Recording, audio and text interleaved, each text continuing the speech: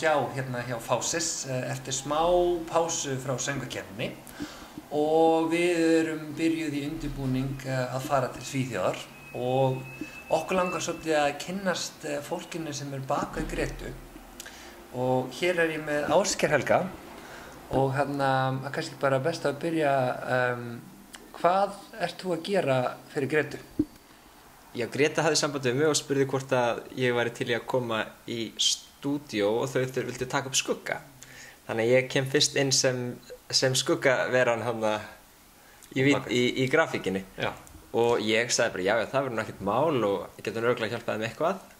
Og svo einhvern veginn fór ég að spyrja þau út í atriðið og hvað þau voru að hugsa og við fórum einhvern veginn, allt í einu vorum við farin að kasta boltanum á milli og ég, þú veist, kannski einhvern veginn bara svona sogaðist meira inn í atriðið og var einhvern veginn svo ég var eitthvað svo hugfanginn af þeirra eldmóði fyrir þessu atriði og já, svo var ég alltaf bara farin að aðstofa við sviðsetninguna og hjálpa henni og við að setja saman dans og svo einhvern veginn svona, já, bara eitt lit af öðru. Já, ég vinn hjá Íslenska dansflokknum og þau voru svo góð að gefa mér smá frí frá störfum til þess að geta sinnt þessu verkefni. Já. Og já, ég vinn þar í raun og veru bara 100%. Þegar þú ert að semja svona eins og fyrir hana Gretu, hvernig undirbýrðu svona, þú veist, ef maður að segja, hvernig semurðu hana fyrir svona sjónvarpsatriði? Við fer inn í stúdíó og byrja að semja, þá þurfti ég svolítið mikið að fara tilbaka eftir ég var byrjaður af því að margt sem mig langaði að gera var kannski svolítið erfitt að gera meðan þú ert að syngja af því ég kannski ekki svo mikla reynslu af því að dansa og syngja samtímis. Akkurat.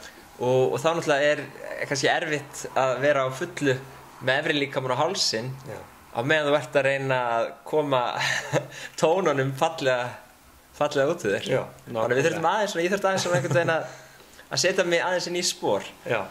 Og en hún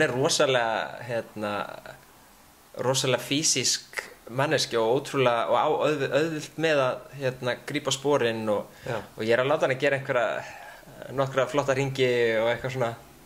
Verður einhver svona þannig ég grípi þannig að megum við búast við einhverjum breytingum sem sagt í Svíþjóð, þú veist? Já, algjörlega. Við leggjum upp með sama atriði en við erum náttúrulega bara búin að vera að svona gera góðar breytingar, bæta já, einhvern veginn sjá hvernig við getum skilað þessu ennþá betur. Geturðu sagt okkur svona hvað var svona þín fyrsta upplifun á Eurovision? Sko, ég fæddur 82, þannig að ég var 4 ára þegar Ísland byrjaði, ég man ekkert svo vel eftir því. Nei. En ég man eftir Sókrates, bara hafa heyrt það heima bara í útvarpinu og eitthvað svona. En ég man einhvern veginn, fyrsta skipti sem ég man eftir að hafa hort á Eurovision, það var þegar ekki 89 þegar Rock Me Baby Júgóslavíu frá Júgóslavíu sigraði keppnina og þá einhvern veginn svona kviknaði einhver brennandi áhugi á keppninni og þá var hún tekin upp á VHS og reglulega skellt í tækið og maður söng með og dansaði og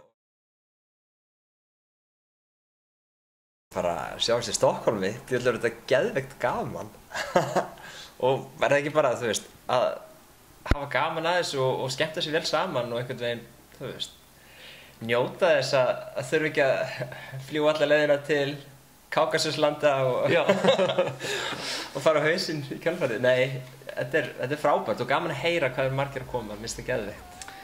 Það frábært, takk kærlega fyrir það Ásgeir og mér langar að minna á það að hún Greta ætlar að koma til okkar og syngja lagið sitt á Fásistiklum sem mun fara fram 24.